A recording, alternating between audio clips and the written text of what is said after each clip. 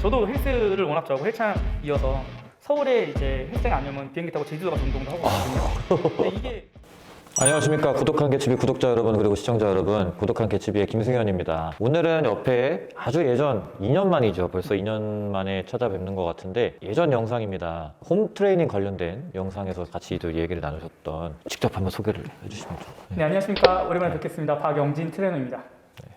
아우, 너무 오랜만에 네, 다시 잘 지내시죠? 예. 저번에 나눴던 이야기랑 좀 비슷할 수도 있는데 네, 이 새해가 밝았고요. 네, 그죠? 그렇죠. 피트니스 트렌드가 바뀌잖아요. 과연 2022년 피트니스 트렌드는 어떠한지 탑 10에 대해서 쭉 살펴보고 우리 박영진 선생님께 말씀을 좀 들어보는 걸로 해보도록 하겠습니다. 일단 ACSM이라는 기관, 즉 전 세계에서 가장 큰 스포츠 학회예요. 그곳에서 이제 2022년 피트니스 트렌드를 예측을 했습니다. 원래 20가지를 예측을 했는데 너무 많으니까 저희는 탑 10만 네. 빠르게 살펴보고 이야기를 나눠보도록 하겠습니다. 먼저 10입니다. 우선 웰니스 네. 코치라는 개념이 우리 웰빙이라는 단어 아시죠? 알죠? 웰빙, 건강하게 살자. 네. 근데 웰빙과 해피니스, 피트니스가 합쳐진 용어가 웰니스거든요. 음, 근데 단순히 신체적으로 건강만을 말하는 게 아니라 정서적으로, 사회적으로 안녕한 상태를 이제 웰니스라고 하거든요. 네. 이 뜻이 그래서 마지막에 웰니스 코치가 붙잖아요. 네. 이 사람이 어제 토탈 건강을 케어해주는 사람이 웰니스 코치라고 아, 칭하고 있어요. 네. 그래서 지금 현재 미국에서는 웰니스 코치가 많이 생기는 추세고요. 우리나라에서도 이제 좀 지식이 좀 높거나 네. 심리적 공부도 하고 네. 이런 관련된 자격증 따신 분들이 이제 그런 식의 트레이닝을 많이 하고 있는 추세죠. 이제 보디빌딩에도 네. 작년에 이제 웰니스라는 종목이 신설이 됐거든요. 올림피아에. 네네. 네, 여성 종목이에요. 여성 종목. 비키니와 피규어 약간 사이에 있는 그런 종목인데 어느 정도 반영을 하고 있을 수도 있겠다 이런 생각이 들었습니다. 9입니다. 작년에 1위였습니다. 9위로 떨어진 이유가 그래서 제가 온라인 우리가 양적 컨텐츠가 되게 많잖아요 온라인에. 네. 특히 뭐 우리 유튜브 같은 경우도 우리가 언제든지 컨택할 수 있지만 약간 질적으로 좀 떨어지지 않나 하는 제 개인적인 생각이고요. 그러다 보니까 작년에 1위였던 것이 물론 아직도 트레이드이긴 하지만 9위로 좀 떨어지지 않았나라는 좀 생각을 좀 하고 있고요. 8위는 바디웨이트 트레이닝입니다. 작년에는 무려 3위였습니다. 그러니까 그 비대면 트레이닝과 더불어서 네. 순위가 좀 많이 떨어졌는데 네. 어떻게 보십니까? 뭐 우리나라만 아니라 전 세계가 셧다운이 오고 이런 실내 쿼런틴. 운동 자체를 네, 못하게 하고 있으니까 네. 어떤 기구가 없이도 내가 언제 장소 제약 없이 할 수 있는 바디웨이트 트레이닝 자체가 그 인기가 많아지는 것 같고요. 네. 장점은 말씀하신 것처럼 장소의 제약이 없고 저렴하게 할 수 있지만 뭐 단점은 뭐 근육의 비대라든지 근력 향상에는 어느 정도 제약이 있겠죠. 체중으로 하는 거니까. 이거는 제가 수년 전에도 항상 트렌드에 올라와 아, 있었던 것 같은데요. 네 맞습니다. 네. 현대의 니즈는 결국 짧은 시간에 많은 칼로리 소비하고 그만큼 이득을 올려야 하는 그 니즈가 계속 강한 것 같아요. 다이어트에 대한 이슈도 많고 직장이다 보니까 많은 시간을 소비할 수는 없으니까요. 그러다 보니까 여전히도 지금 거의 한 7, 8년째 항상 10위권 안에는 그죠. HIIT가 랭크가 되어 있는 걸로 확인하고 있습니다. 제가 좀 짧은 식견이지만 어디 아티클을 본 게 이 HIIT에 관해서 오히려 좀 그 효과가 너무 과장되어 있다, 너무 과대평가되어 있다라는 또 의견을 봤었거든요. 네. 어떻게 생각하시나요? 네, 일부 전문가분들이 뭐 효과에 대한 부분도 있지만 너무 고강도를 하다 보니까 부상에 대한 노출이 매우 높다고 요즘 얘기를 많이 하고 있거든요. 해보셔서 알겠지만 이게 단순히 고강도 기준이 아니라 90%, 최대 심박수 90%잖아요. 네. 그럼 정말 숨이 꼴딱꼴딱한 걸 2, 30분 동안 이렇게 간헐적으로 진행하기 때문에 네. 혼자서 하기는 좀 많이 어려움이 있습니다. 저도 누가 옆에서 PD비를 준다거나 그쵸. 같이 한다던가 그룹을 한다던가. 6위는 퍼스널 트레이닝이네요. PT입니다. 2021년에는 10위였고 올해 6위까지 랭크가 상승을 했습니다. 1대1 수업이라고 하면은 대면 수업으로 생각하는데 이 조사 결과는 이제 온라인으로도 1대1 수업하는 것과 같이 조사가 됐다고 해요.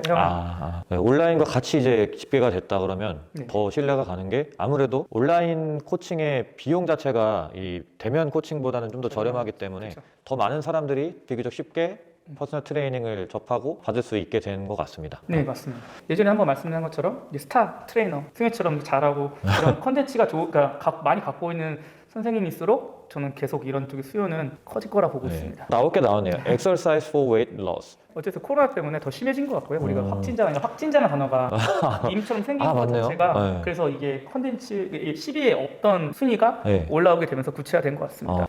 특히 우리나라 같은 경우는 운동이나 피트니스 자체를 체지방을 감량하기 위해 근육을 만들기 위해 하는 운동이라고 너무 편향되게 이제 인식을 하고 있는 경우가 많아서 특히나 이런 거에서도 더 민감하게 받아들여질 것 같습니다. 자, 자, 그 다음 3위는 프리웨이트를 이용한 이 스트렝스 훈련을 4위에 랭크 시켰네요. 단점 같은 경우는 점진적 저항에 의한 성장이 있어야 근력과 근비대가 성장이 되는 거잖아요. 네. 혼자 하기에는 한계가 있고 네. 전문성이 있어야 되는 게 어떤 비용이 또 드러나 보는 단점이지만 어떤 머신이나 이런 거에 좀 의존 안 하고 오로지 바벨과 덤벨 원판만 있으면 수행할 수 있는 게 이제 프리웨이트의 장점이고 어떤 헬스장에서도 공통되게 할 수 있다는 게 장점이라 가장 기본적으로 좀 깨우쳐야 되는 프리웨이트라고 생각을 하거든요. 가장 기본이지만 가장 네. 중요시해야 되는 운동이고 네. 이 트렌드 내용을 결국 보면은 많은 돈을 쓰려고 하는 것도 아니고 네. 짧은 시간에 강수의 제약 없이 내가 효과를 볼 수 있는 이런 것들이 이제 전문가들한테 받아서 이렇게 올라온 것 같아요. 그다음 3위입니다. 아웃도어 액티비티스. 우리나라랑 또 굉장히 잘 맞네요. 예. 근데 코로나 때문에 사실 야외 활동이 많이 제한이 됐었는데 그럼에도 불구하고 사실 작년에도 4위였고요. 올해도 3위. 꽤 높은 트렌드 랭크를 차지하고 있습니다. 우리나라 같은 경우도 올해 코로나 때 골프 시장이 엄청 커졌거든요. 아, 실내 골프가. 실외 골프 실외도요? 시장은 제약을 받지 않았어요. 아, 거기도 샤워할 수도 있었고 헬스장은 실내기 때문에 안 됐었고 이거 억울한데요? 그리고 이제 갇혀 있는 데한 심리적 압박 때문에 그런지 오히려 야외 활동에 아까 말한 등산이나 네. 자전거, 라이딩, 뭐 이게 조깅, 러닝하는 그 소그룹이나 이런 모임들이 더 많아지는 추세라고 합니다. 야, 홈짐? 네, 홈짐입니다. 네, 네네. 홈 엑서사이즈 짐. 저의 로망이거든요, 사실. 홈짐인데 이런 홈짐. 아, 네, 거의 이 수준의 홈짐을 갖는 게 로망이에요. 주변에도 홈짐을 차리신 분들도 되게 많아요. 맞습니다. 렉이 저렴하진 않은데도 불구하고 네. 공간을 확보해서 렉을 누고 네. 운동하시는 분이 계시고 네. 이게 어떻게 보면 똑같이 약간 저도 헬스를 워낙 좋아하고 헬창 이어서 서울에 이제 헬스장이 아니면 비행기 타고 제주도 가서 운동도 하고 있거든요. 근데 이게 또 왔다 갔다 시간이 너무 많이 걸리잖아요. 그렇죠. 네. 장점은 뭐 언제든지 내가 할 수 있지만 또 단점은 집이란 곳은 스위트홈이잖아요. 내가 쉬는 공간인데 그렇죠. 네. 긴장도 되게 많이 떨어지는 것 같습니다. 네. 저도 뭐 덤벨도 사고 프로바도 사고 밴드도 사서 하긴 하지만 언제든지 눈이 보이지만은 또 언제든지 안 할 수 있다는 단점이 있어서 그렇죠. 네. 그리고 비싸잖아요. 좀 시장이 되게 많이 포화가 되는데 불구하고 제품들이 되게 많이 비싸지는 것 같아서 네. 그런 부분이 좀 낮춰지거나 네. 코로나 끝났으면 사람들도 홈짐 안 갈 거니까 네. 이렇게 업체 같은 분들께서 좀 단가 좀 네. 낮춰줬으면 우리 많은 분들이 좋을 것 같아요. 집을 좀 네. 잘 꾸미고 네. 운동하는 공간을 더 확보할 수 있지 않았나 이런 네. 생각을 해봅니다. 자, 그러면 대망의 1위입니다. 웨어러블 테크놀로지입니다. 예, 결국 나왔네요. 작년에는 2위였는데 네. 올해는 또 1위에 올랐습니다. 여기 이제 영상에 나오는 게 지금 이거 뭐죠? 가민이라는 그 장비라고 합니다. 저도 사실 웨어러블 테크놀로지를 차고 있거든요. 애플워치. 저도 이제 운동할 때 여러 용도로 사용을 합니다. 심박수를 잰다든가 쉬는 시간을 체크한다든가. 사실 저는 잘 활용을 못하는 편 같아요. 그냥 거의 보통 아까 말씀드린 대로 심박수를 잰다든가 쉬는 시간 재는 용도. 근데 잘 쓰시는 분들은 진짜 되게 활용을 잘 하시더라고요. 네. 그 워낙 종류도 많아졌지만 요즘 웨어러블 트렌드가 특히 애플워치 같은 경우는 이제 심전도까지도 네. 넘어왔거든요. 그래서 단순히 운동에 대한 정보만 주는 것이 아니라 이제 건강 상태까지 확인할 수 있는. 그래서 건강한 사람들한테 솔직히 심박수라든지 네. 그다음에 뭐 보행수라든지 운동 시간 이런 정보들이 동기 유발하는데 좀 좋은 지표는 아니에요. 근데 내가 비만이 있거나 고혈압을 갖고 있다던가 대사증후군이 있다던가 하면은 뭐 혈압도 체크되고 요즘 뭐 인바디까지 삼성에서는 잴 수가 있잖아요. 최종군까지. 네. 그런까지 왔을 때 그런 지표들이 가치가 있게 오기 때문에 처음 웨어러블 시장이 나왔을 때는 이게 신뢰할 수 있나? 기술력이 많이 올라가고 있잖아요. 네.